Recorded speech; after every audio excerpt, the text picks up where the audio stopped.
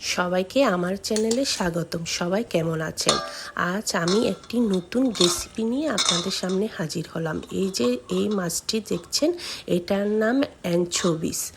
এটা একটি আমেরিকান ছোট মাছ, যা আমাদের বাংলাদেশে এটাকে আমরা মলা মাছের মতো দেখি, তবে এটা খেতে খুবই সুস্বাদু। তো আমি এটি লাউ পাতায় আজকে আপনাদের করে দেখাবো। এখানে আমি কিছু লাউ পাতা নিয়েছি এবং পরিষ্কার করে নিব। এখন মাঝখান থেকে এই বোটাটা ফেলে দিয়ে আমি পরিষ্কার করে নিচ্ছি। এই মাছটি খেতে অনেক সুস্বাদু। আপনারা এরকম করে রান্না করেও যেন অন্যরকম করে করেন, তাও খেতে খুব ভালো। তো মাছটি আমি এখানে খুব ভালো করে লবণ হলুদ দিয়ে লেবু রস দিয়ে পরিষ্কার করেছি, আর পাতাগুলোও ধুয়ে নিয়েছি। এখন আমি এগুলো সব একসাথে মেখে নিব। সরিষা বাটা, পোস্ত বাটা, মরিচ, হলুদ, লবণ, জিরা গুঁড়া, তেল, পেঁয়াজ, আর এখানে আদা বাটা আছে।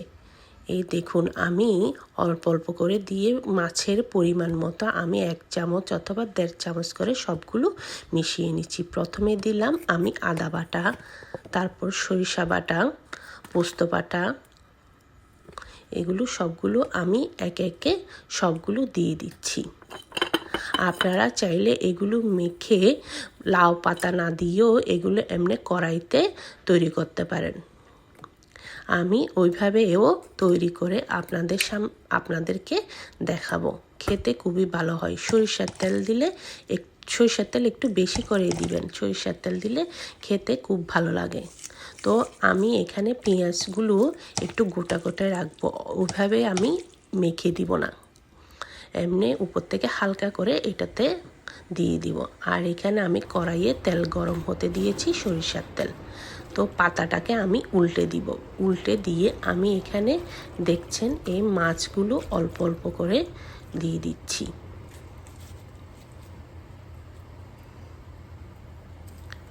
তারপর এই পাতাটাকে আমি যেভাবে আমি দেখাচ্ছি ওইভাবে আমি ফোল্ড করে নিব চারিদিক থেকে, যেন মাছগুলো বের হয়ে না যায়।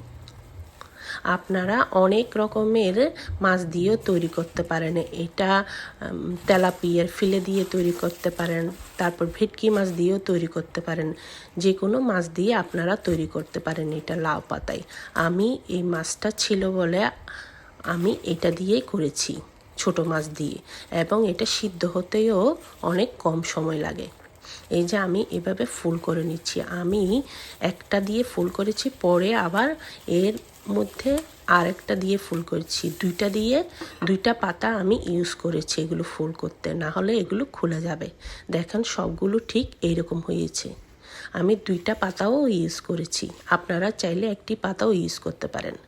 তো এদিকে আমার তেলটা গরম হয়ে গেছে, আমি আস্তে আস্তে করে সবগুলো একে একে দিয়ে দিচ্ছি। অল্প আঁচে এটাকে ভাজবো।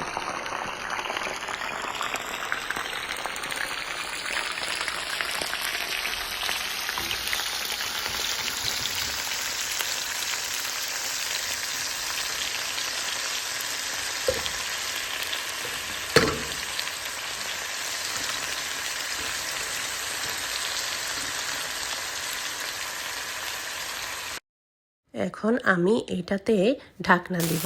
আঁচটা কিন্তু আমি ঠিকই অল্প রেখেছি। উল্টে পাল্টে আস্তে আস্তে ছোট জালে এটা করতে হবে, যেন একটু পোড়া পোড়া ভাজা ভাজা হয়। বেশি আঁচে করা যাবে না, তাহলে ভিতরেরটা কাঁচা হয়ে যাবে। এমনি নরম মাছ বেশি তাড়াতাড়ি করলে ভর্ত হয়ে যাবে, ভিতরের টেস্ট আসবে না। তো আমি আস্তে আস্তে উল্টে দিয়ে এটাতে ঢাকনা দিয়ে তারপরে করব।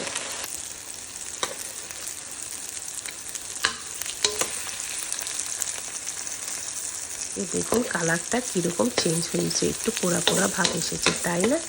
এরকমই করতে হবে, তাহলে খেতে ভালো লাগবে।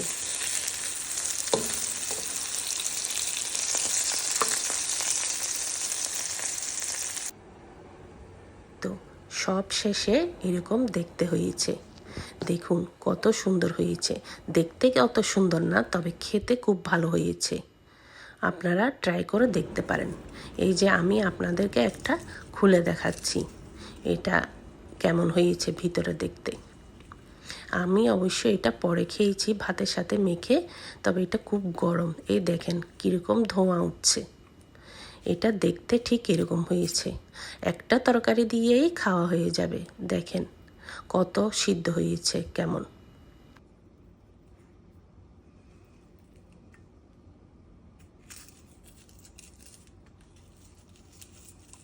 এরপরে এই মাছ দিয়ে আমি আরেকটা তরকারি রান্না করেছি। যতটুকু পাতা ছিল ততটুকু দিয়ে মাছটা করেছি, আর যেটা বেঁচে ছিল মাছ সেটা দিয়ে আমি সবগুলো মেখে জালে বসিয়ে দিয়েছি। এই দেখুন, ওখানের মধ্যে আমি টমেটোও দিয়েছি। এটা একটু ভাজা ভাজা করব, অল্প আঁচে করব। তো সবাই ভালো থাকবেন, আর আমার রেসিপিটা যদি ভালো লাগে লাইক কমেন্ট শেয়ার করবেন।